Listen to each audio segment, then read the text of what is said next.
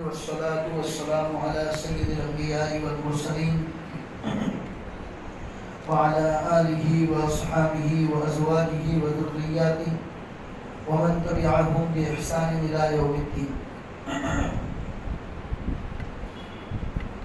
أعوذ بالله من الشيطان الرجيم. بسم الله الرحمن الرحيم. ادع إلى سبيل ربك بالحكمة والموعظة الحسنة. وقال النبي صلى الله عليه وسلم: اللهم اغفر لي ذنبي ووسع لي في داري وبارك لي في رزقي. صدق الله العظيم وصدق رسوله النبي الكريم ونحن على ذلك من الشاهدين والشاكرين والحمد لله رب العالمين. میرے محترم دینی بھائیوں، پچھلے 2-3 جمعہ سے ہم سب دعا کی اہمیت اور دعا کے قبول ہونے کے اوپر گفتگو سن رہے ہیں. دعا کریں اللہ تعالی ہم سب کو اس کی ذات کے ساتھ جڑ کر ہر وقت ہر نماز کے بعد دعا کا اہتمام کرنے کی توفیق عطا فرمائے. اس لیے کہ میں نے پہلے بھی بتایا تھا کہ دعا کو عبادت کا مغز کہا گیا ہے. ہم جتنی بھی عبادتیں کرتے ہیں ان میں سے عبادت دعا اس کا لب لباب اور اس کا نچوڑ. اور دعا ایک ایسی چیز ہے، آدمی کتنا ہی پریشان حال ہو، چاہے دینی پریشانی ہو، دنیاوی پریشانی ہو، کسی بھی اعتبار سے اس پر حالات ہو، سچے دل سے 2 رکعت اللہ کے سامنے صلاۃ الحاجات پڑھ کر جب وہ دعا کرتا ہے اور نکلتا ہے، دعا سے فارغ ہوتا ہے، تو سب سے پہلا وہ اپنے دل کو ہلکا محسوس کرتا ہے. یہ دعا کے اندر سکون اور اطمینان کی سب سے بڑی علامت ہے. اسی لیے زندگی میں دعاؤں کا خوب سے خوب اہتمام رکھنا چاہیے. پھر گزشتہ جمعہ کو ہم نے بسم اللہ کے بارے میں آپ کو بتایا کہ بسم اللہ الرحمن الرحیم یہ قرآن کریم کی آیت بھی ہے. قرآن کریم کے 19ویں پارے میں اللہ نے یہ بسم اللہ کے نام کی پوری آیت اتاری ہے. وَإِنَّهُ بسم اللہ الرحمن الرحیم. اور اس میں بڑی برکتیں ہیں. اللہ تبارک و تعالیٰ کے ناموں کی جو برکتیں ہیں ان میں اللہ کا ایک نام ہے الرحمن الرحیم. دونوں میں فرق ہے. رحمان اس ذات کو کہتے ہیں کہ آپ نے اس کے ساتھ اچھا کیا ہو یا نہ کیا ہو وہ ہمیشہ آپ کے ساتھ اچھا کرے. اور رحیم تو اس کو کہتے ہیں کہ بھئی آپ نے اگر کسی کے ساتھ نیکی کا بدلہ کیا ہے، وہ آپ کے ساتھ نیکی کا سلوک کرتا ہے تو کہیں گے کہ اس نے رحم کیا. لیکن رحمان یہ اللہ ہی کی صفت ہے، دنیا میں کسی کی یہ صفت نہیں ہو سکتی. ہم کتنے گناہ کرتے ہیں، کتنی نافرمانی اس کی کرتے ہیں، اس کے باوجود آفتاب سورج روزانہ طلوع ہوتا ہے، ہوا روزانہ چلتی ہے، سانس لینے میں ہم کو کبھی تکلیف نہیں. تمام نعمتیں اس نے ایسی کی ایسی ہم کو دے رکھی. تو ہم نے گزشتہ جمعہ کو بسم اللہ الرحمن الرحیم کی برکتوں کے بارے میں بھی آپ کے سامنے بیان کیا، اس نیت کے ساتھ کہ ہر کام کو ہر وقت بسم اللہ کے ذریعے اس کام کو شروع کیا جائے تو اللہ تبارک و تعالیٰ اس میں برکتیں عطا فرماتے ہیں. اور بڑی برکت ہے. ایک صاحب نے لوگوں کے اسلام قبول کرنے کے واقعات کی کتاب لکھی ہے. یورپ میں جن لوگوں نے اسلام قبول کیا تو بعد میں انہوں نے انگریزی میں کتاب لکھی اور پھر اس کا اردو بھی ہوا. تو اس میں کئی واقعات ایسے لکھے ہیں کہ کالج میں پڑھنے والی بچیوں کے اسلام قبول کرنے کے واقعات. ان کو پوچھا کہ بھئی آپ نے اسلام قبول کیوں کیا؟ تو وہ لڑکی کہتی ہے کہ میری کوئی فرینڈ تھی، میں ہمیشہ اس کو کالج کے زمانے میں دیکھتی تھی کہ وہ کوئی بھی کام کر رہی ہے تو وہ کچھ بول رہی ہے. تو میں نے اس کو پوچھا کہ آخر کیا بات ہے، تم کوئی چیز اٹھاتی ہو، کوئی چیز رکھتی ہو، کھاتی ہو، پیتی ہو، کئی کمرے میں داخل ہوتی ہو، نکلتی ہو، کوئی نہ کوئی سینٹینس تمہارے منہ سے نکلتا ہے، وہ ہے کیا؟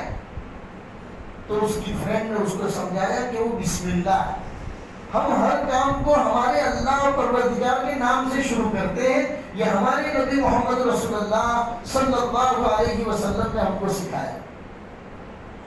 وہ لڑکی کو یہ بات چھو گئی، وہ کہنے لگی کہ آخر دین کی بات تو الگ ہے، دنیاوی کاموں میں بھی ہر کام کو یہ اپنے پروردگار کے کام سے شروع کرتے ہیں، چلو میں بھی شروع کر کے دیکھتی ہوں۔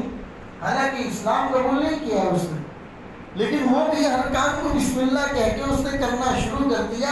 اس نے اپنی زندگی میں اس کی برکتیں محسوس کی، اور یہی چیز اس کے اسلام کے قبول کرنے کا ذریعہ بنی۔ تو بسم اللہ میں بڑی برکت ہے میرے بھائی۔ رات کو دکان بند کرو، بسم اللہ کہہ کے بند کرو، صبح دکان کھولو، بسم اللہ کہہ کر کھولو۔ آپ کا جو کام ہے وہ آپ کرو، پھر اللہ کے حوالے کر دو۔ روزی دینے کی ذمہ داری اس نے لے رکھی، ہمارے پاس نہیں۔ وہ قرآن میں بار بار فرماتا ہے، وہ اللہ قرآن میں بار بار فرماتے ہیں، میرے بندو میرے کہے ہوئے کے مطابق زندگی گزارو، لا نسألک رزقا نحن نرزقک، ہم آپ سے روزی کمانا نہیں چاہتے، روزی تو آپ کو ہم دیں۔ اللہ کہہ رہا ہے ہم آپ سے روزی کمانا نہیں چاہتے، روزی تو آپ کو ہم دیں گے، آپ ہمارے نام لے کر کام کو شروع تو کرو، پھر دیکھو برکتیں کیسی آپ کو ملتی۔ لہذا گزشتہ جمعہ کو ہم نے بسم اللہ کے بارے میں آپ کی بات کی، لہذا ہمارا ہر ساتھی نیت کریں، دوسروں کو بھی بتائیں کہ ہم ہر کام کو اللہ کے نام بسم اللہ الرحمن الرحیم سے شروع کریں۔ خاص طور پر وضو کے دوران میں نے بتایا تھا کہ وضو کو آپ ایک نارمل فارمیلٹی مت سمجھو کہ مسجد میں آئے نماز پڑھ دی ہے تو چلے گئے وضو خانے میں ہاتھ پیر منہ وغیرہ دھو لیا، یہ ایک نارمل فارمیلٹی کا نام نہیں ہے۔ وضو صرف جسم کو پاک نہیں کرتا بلکہ یہ اندرونی باطن کو بھی پاک کرتا ہے۔ ہمارے دل کی صفائی کا سب سے بڑا ذریعہ یہی وضو ہے۔ اسی وضو کو اگر ہم اللہ کا نام لے کر بسم اللہ الرحمن الرحیم کہہ کر شروع کریں، پھر دیکھیے کہ آپ اس وضو کے ذریعے جو آ کر نماز پڑھتے ہیں اس نماز میں آپ کو کیا نورانیت محسوس ہوتی ہے، اس نماز کے بعد آپ کے منہ سے جو دعا نکلتی ہے اس دعا میں کیا جذبات آپ کو محسوس ہوتے ہیں۔ لہذا اپنے وضو کے اندر اس کا اہتمام کرنا چاہیے۔ آج جو میں بات کرنا چاہ رہا ہوں وہ یہ ہے کہ نبی پاک صلی اللہ علیہ وسلم نے ہم امت مسلمہ کو وضو کے دوران ایک دعا سکھائی۔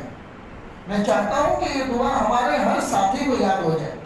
یہ دعا الحمدللہ میں نے دار ارکم کا جو ہمارا گروپ ہے اس میں بھی ڈال دی، انگریزی میں، گجراتی میں، عربی میں تینوں کر کے ڈال دیے، ابھی ڈالی میں نے 12 بجے، اور ہمارا جو پرائیویٹ براڈ کاسٹ ہے اس براڈ کاسٹ کے اندر بھی میں نے اس دعا کو ڈال دی تاکہ ہمارا ساتھی اس دعا کو پڑھ پڑھ کر اس کا عادی بن جائے۔ بڑی مفید دعا، آپ سنیں گے اس دعا کے بارے میں۔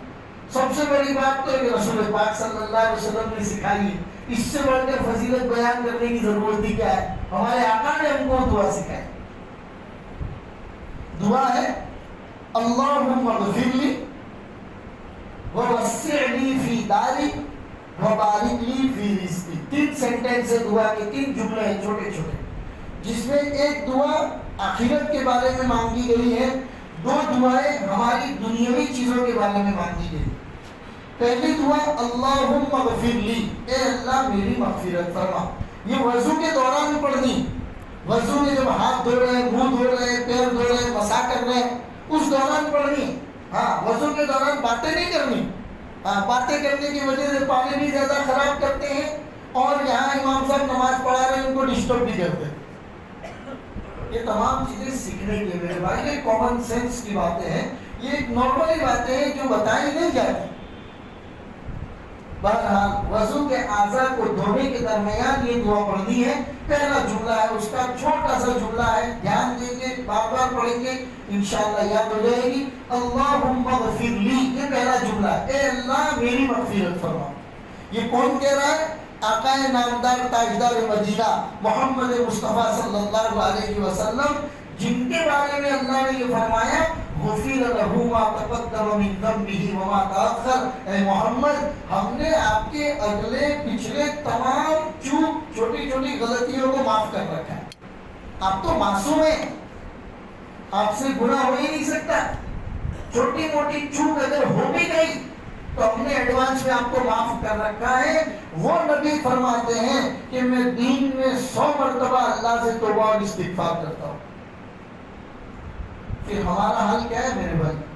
ہم تو اٹھتے ہیں اس وقت سے لے کر رات کو سونے پہ جاتے ہیں تب تک ہماری پوری زندگی گناہوں میں گزرتی ہے. اٹھتے ہیں ایک غلط سوچ لے کے، سوتے ہیں ایک غلط سوچ لے کے، کسی کو کیا نقصان پہنچاؤ، کسی کو کیا تکلیف پہنچاؤ. اپنی ذات سے لوگوں کو فائدہ کم پہنچاتے، نقصان زیادہ پہنچاتے. یہ ہماری پرائیویٹ زندگی ہے میرے بھائی. قدم قدم پر لگ کے ہم گنہگار ہیں، قدم قدم پر ہم اللہ کی نافرمانیاں کرتے ہیں. تو ہمیں توبہ اور استغفار کی کتنی ضرورت ہے. رسول پاک صلی اللہ علیہ وسلم بخشے بخشائے ہیں، پھر بھی فرما رہے ہیں کہ میں دین میں 100 مرتبہ اپنے اللہ سے توبہ اور استغفار کرتا ہوں. پھر اللہ کے رسول صلی اللہ علیہ وسلم نے فرمایا ہر نماز کے بعد، نماز سے سلام پھیرتے آپ استغفر اللہ پڑھا کرتے ہیں. آدمی تھوڑی دیر یہاں پر سوچے کہ بھائی استغفر اللہ تو اس وقت پڑھا جاتا ہے جب آدمی نے کوئی گناہ کا کام کیا.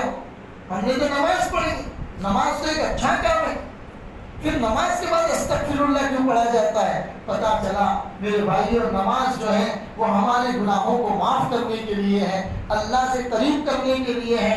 لیکن کہنے کی کیا بات ہے، ہم سب اپنے اپنے گریبان کے اندر جھانک کے تھوڑی دیر دیکھ لیں کہ ہماری نمازیں کیا اس قابل ہیں کہ ہم اللہ کو پیش کر سکیں. یہاں اللہ اکبر کہہ کے ہاتھ باندھا، گویا کہ سوئچ دبائی، آٹومیٹکلی جیسے روبوٹ کام کرتا ہے. امام صاحب رکوع میں جا رہے، ہم بھی رکوع میں جا رہے، امام صاحب سجدے میں جا رہے، ہم بھی سجدے میں جا رہے، امام صاحب نے سلام پھیری، ہم نے بھی سلام پھیری.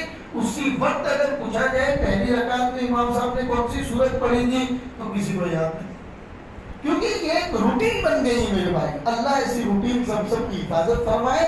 عبادت سمجھ کر ہمیں عبادت کرنے کی توفیق عطا فرمائے.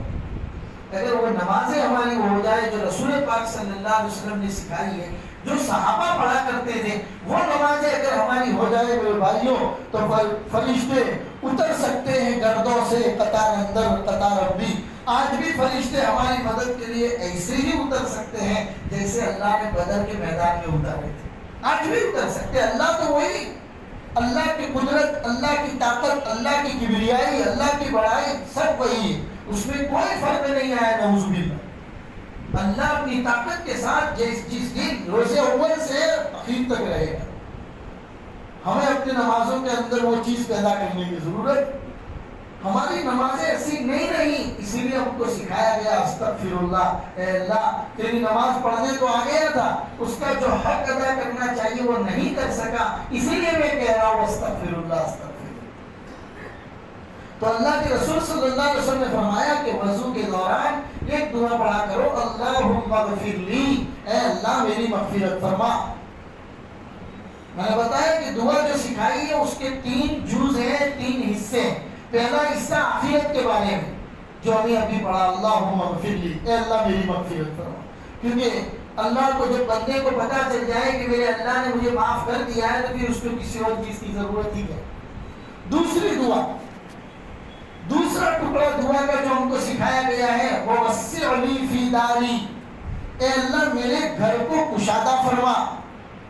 رسول پاک صلی اللہ علیہ وسلم نے فرمایا کہ اللہ اگر کسی کو کشادہ گھر عطا فرما دیتے ہیں تو یہ اللہ کی طرف سے سعادت ہے. روایت رسول پاک صلی اللہ علیہ وسلم کی ثلاث من السعادہ، 3 چیزیں نیک بختی کی علامت ہیں. اگر وہ 3 چیزیں آپ کو مل گئی تو سمجھ لو آپ ہی دنیا کے سب سے بڑے مالدار، نیک بخت ہیں آپ. ثلاث من السعادہ، امرأۃ صالحہ، فرما بردار بیوی. اگر فرما بردار بیوی تمہیں میسر ہے تو سمجھ لو کہ اللہ نے دنیا میں آپ کو نیک بختی عطا فرمائی. ودار واسعہ، اور کشادہ گھر، آپ کی ضرورت کے مطابق آپ اپنے بچوں کے ساتھ، بہو بیٹیوں کے ساتھ آرام سے رہ سکو، ایسا کشادہ گھر اگر اللہ نے آپ کو عطا فرمایا ہے تو اللہ کے رسول صلی اللہ علیہ وسلم فرماتے ہیں کہ آپ دنیا کے نیک بخت آدمی. اور تیسری چیز فرمائی آرام دہ سواری. اگر کسی کو اپنی سواری میسر ہے، جس سواری کے اندر وہ خوش ہیں، وہ آپ پر ڈیپینڈ کرتا ہے کہ آپ کی سوچ کہاں تک جاتی ہے. آپ BMW میں خوش ہو جاتے ہیں یا ایک سائیکل سے بھی خوش ہو جاتے ہیں. آرام دہ سواری اگر آپ کو میسر ہے تو رسول پاک صلی اللہ علیہ وسلم نے فرمایا کہ یہ آدمی نیک بخت علامت ہے. اور بعض مفسرین نے تیسری چیز اور بیان کی ہے کہ فرمایا کہ وہ اپنے ملک کی، اپنے وطن کی روزی، اگر کسی کو اپنے وطن کی روزی میسر ہے تو وہ بھی ثلاث من السعادہ میں آتا ہے، نیک بخت آدمیوں میں آتا ہے.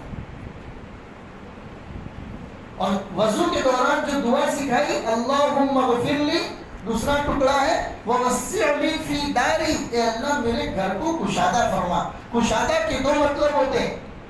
ایک مطلب تو یہ ہوتا ہے کہ گھر کشادہ ہو، ٹھیک ٹھاک اس کے کمرے ہوں، اس کا دالان ہو، برآمدہ ہو، آگے پیچھے کھلی جگہ ہو، بچے کھیل سکے، ہم لوگ آرام سے رہ سکے.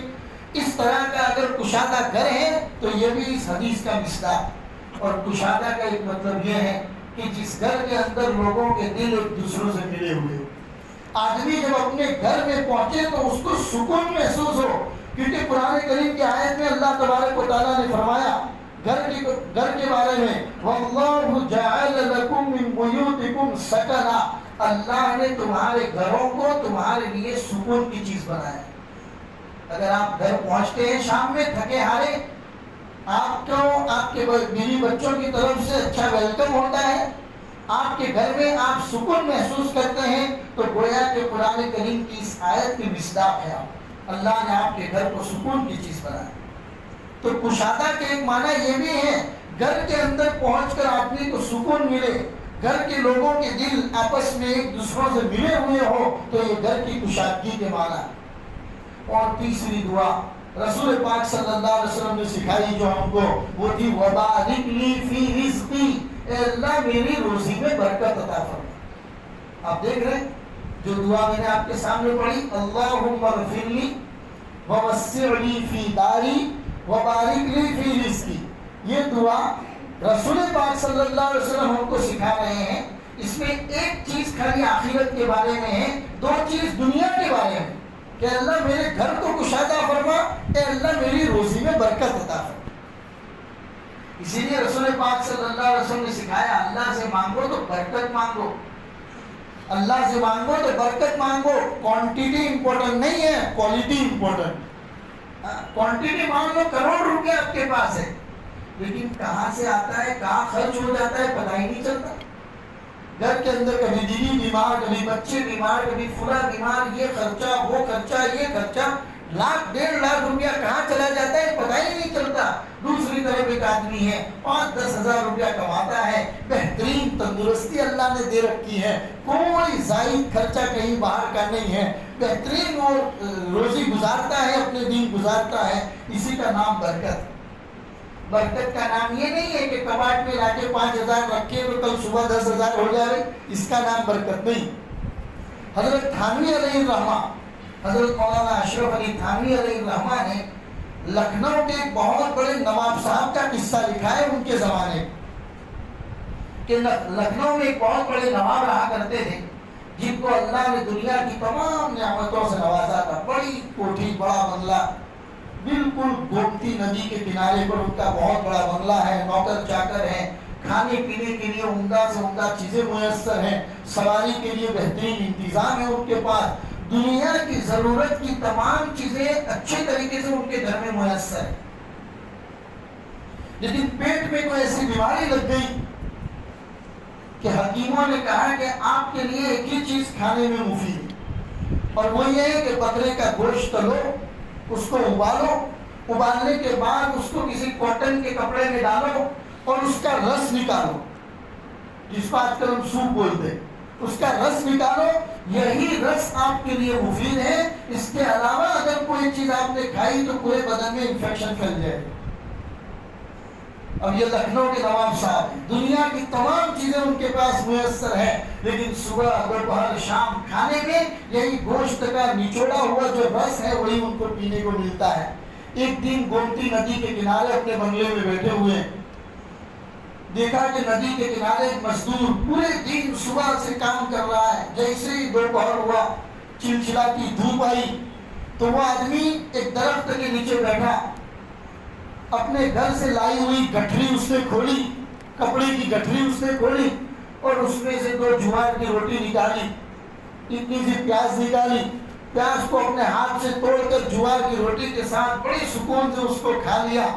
دریائے گومتی کا پانی، گومتی ندی کا پانی چل رہا تھا، چلو سے اس پانی کو پی لیا اور درخت کے نیچے آ کے کپڑا اپنے چہرے پہ ڈال کے کھراٹا لیتا ہوا سو گئے۔ تو یہ نواب صاحب کہہ رہے کہ اے اللہ، میری یہ تمام دولتیں تو اس کو دے دے، اس کی یہ میٹھی نیند تو مجھے دے۔ میرے بھائیو، بستر پر جب جاتے ہیں نا، اور بستر پہ جاتے ہوئے جب نیند آ جائے، یہ خدا کی اتنی بڑی نعمت ہے جس کو حاصل کرنے کے لیے لوگ گولیاں لیتے ہیں، گولیاں، اور پھر بھی میسر نہیں ہوتی ان کو۔ وقت پر بھوک لگتی ہے، یہ خدا کی بہت بڑی نعمت ہے۔ بھوک لگنے کے بعد قسم قسم کے کھانے میسر ہو جاتے ہیں، یہ خدا کی بہت بڑی نعمت ہے۔ وہ کھانے وقت پر ڈائجسٹ ہو جاتے ہیں، ہضم ہو جاتے ہیں، یہ خدا کی بہت بڑی نعمت ہے۔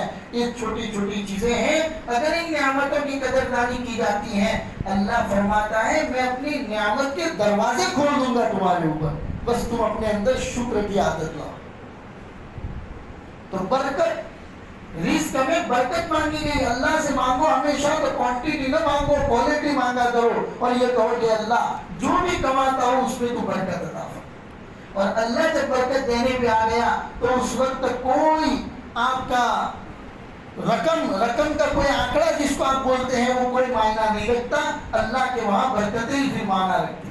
اللہ تھوڑے تھوڑے چیزوں کے اندر بندوں کے کام نکالا کرتے ہیں۔ رسول پاک صلی اللہ علیہ وسلم کی مبارک زندگی کو دیکھ لو، جہاد کا کام کیا تو ایسا کیا کہ لگتا ہے آپ کی پوری زندگی جہاد میں نکل گئی۔ آپ نے صحابہ کی ٹریننگ کی، صحابہ کو تیار کیا تو ایسا لگتا ہے کہ پوری زندگی صحابہ کو تیار کرنے میں نکل گئی۔ باہر کے ڈیلیگیشن مدینہ کے اندر آپ کے پاس آتے تھے، آپ ان سے ملاقات کر رہے، دین سمجھا رہے ہیں، وہاں کے لوگوں کو دین سمجھانے کے لیے بھیج رہے ہیں، ایسا لگتا تھا پوری زندگی اس میں نکل گئی۔ حالانکہ آپ کو کام کرنے کے لیے 23 سال ملے۔ میرے اور آپ کے آقا محمد رسول اللہ صلی اللہ علیہ وسلم کو کام کرنے کے 23 سال ملے، وہ بھی 13 سال مکہ میں تو برابر کام بھی نہیں کر پائے۔ مکہ کے لوگوں نے اتنے روڑے اٹکائے، اتنا ستایا۔ 10 سال برابر مدینہ المنورہ میں آپ کو کام کرنے کا موقع ملا، لیکن اسلام صرف عرب ہی نہیں، جزیرۃ العرب سے نکل کر عراق اور ایران تک آپ کے زمانے میں اسلام پہنچ گیا۔ کتنی برکتیں اللہ نے عطا فرمائی۔ اس زمانے میں تو لوگ اپنے جانوروں کے اوپر سفر کیا کرتے تھے۔ آج ہمارے پاس ہر چیزوں کی سہولتیں ہو گئی، 24 گھنٹے کے اندر اگر آدمی چاہے تو پوری دنیا کا چکر لگا کر واپس آ سکتا ہے۔ یہ اللہ تبارک و تعالیٰ نے سہولتیں دی۔ پہلے زمانے میں ایک چائے بنانی ہو تو چولہا جلانے میں آدھا گھنٹہ لگ جاتا تھا اور پھر چائے بنتی تھی۔ آج تو بس آپ نے کان مروڑا اور فوراً اس کے بعد چالو ہو جاتا ہے گیس، اور 5 منٹ میں چائے تیار ہو کے آ گئی۔ 25 منٹ آپ کی زندگی کا کہاں گئے؟ آپ کے باپ داداؤں کے پاس چائے بنانے میں آدھا گھنٹہ لگتا تھا، آج 5 منٹ میں بنا لیتے ہیں۔ کہاں گئی آپ کی 25 منٹ جو آپ کو بچی ہو؟ پتا چلا برکت ہی نہیں رہی میرے بھائی۔ ان لوگوں کے پاس ہمارے جیسی سواریاں نہیں تھی، ان لوگوں کے پاس کام کرنے کے لیے وقت درکار ہوا کرتا تھا، پھر بھی وہ کام کر کر کے وہ لوگ دنیا سے چلے گئے جو آج ہم کر ہی نہیں پاتے۔ روزانہ صبح اٹھتے ہیں، 7:30 بجے کلاس میں جاتے ہیں، 12:15 بجے کلاس سے واپس آتے ہیں، دماغ میں ایک پلان کر کے جاتے ہیں، آج یہ سبق پڑھائیں گے، یہ کام کریں گے، یہ مضمون لکھیں گے، یہ ایسے لکھیں گے، یہ تیاریاں کریں گے۔ 12:15 بجے کوڑے واپس آتے ہیں، سوچا ہوا کام ہوتا ہی نہیں۔ کہاں چلی گئی برکتیں میرے بھائیوں؟ پتا چلا ہم نے اپنے اللہ سے برکتیں مانگنا ہی چھوڑ دی۔ رسول پاک صلی اللہ علیہ وسلم ہمیں اسی بات کی تعلیم دے رہے ہیں کہ جب وضو کرو تو وضو کے اعضاء دھونے کے دوران یہی دعا کرو۔ میں نے یہ دعا آپ کے گروپ دارالحکم گروپ کے اوپر بھی ڈال دی ہے، پڑھنے کا اہتمام کریں میرے بھائیوں، انشاءاللہ اپنی زندگی میں آپ برکتیں محسوس کریں گے۔ اللہم اغفر لی، اللہم اغفر لی ووسع لی فی داری وبارک لی فی رزقی۔ اے اللہ میری مغفرت فرما، ووسع لی فی داری، میرے گھر کو کشادہ فرما، وبارک لی فی رزقی، اور میری روزی میں برکت عطا فرما۔ پھر آپ کو روزی کی برکتوں کے لیے تعویذ لینے کی ضرورت نہیں پڑے گی۔ تعویذوں کے لیے ادھر ادھر بھاگنا نہیں پڑے گا. آپ ہیں اور آپ کا اللہ ہے. نماز پڑھ لی, وضو کر لیا, وضو کے دوران یہ دعا کر دی. دین میں 5 مرتبہ ہم وضو کرتے ہیں. اگر 1 مرتبہ بھی یہ دعا اللہ نے سن لی میرے بھائیوں, زندگی کا بیڑا ہی پار ہو گیا ہمارا. 1 مرتبہ اگر اللہ نے یہ دعا سن لی. اب اس کا میننگ کے اوپر تھوڑا غور کرو کہ اس دعا نے ہم کو کیا سکھایا. ہمارے لیے گناہوں کی مغفرت مانگی. دوسرے نمبر پر اللہ میرے گھر کو کشادہ فرما, یعنی گھر کی کشادگی کے اندر جو جو چیزیں ہیں وہ بھی اللہ سے مانگ لی. اور تیسرے نمبر پر اللہ میری روزی میں برکت عطا فرما. صبح سے لے کر شام تک کس کے لیے بھاگتے ہیں؟ اسی روزی روٹی کو کمانے کے لیے بھاگتے ہیں. اور یہی برکتیں اگر دینے کا اللہ ہی وعدہ کر لے تو پھر ہمیں کس چیز کی ضرورت ہے میرے بھائی؟ لہٰذا اس دعا کا اہتمام کریں. اس دعا کو وضو کے دوران پڑھنا ہے میرے بھائی. وضو کے اعضاء جب ہم دھوتے ہیں اس وقت اس دعا کو پڑھنا ہے. اللہم اغفر لی ووسع لی فی داری وبارک لی فی رزقی. میں نے اس کو گروپ میں بھی ڈالا ہے, براڈ کاسٹ کے اندر آپ کے پرائیویٹ نمبروں کے اوپر بھی اس کو چھوڑا ہے. اس کو خوب سے خوب پڑھنے کا اہتمام کریں.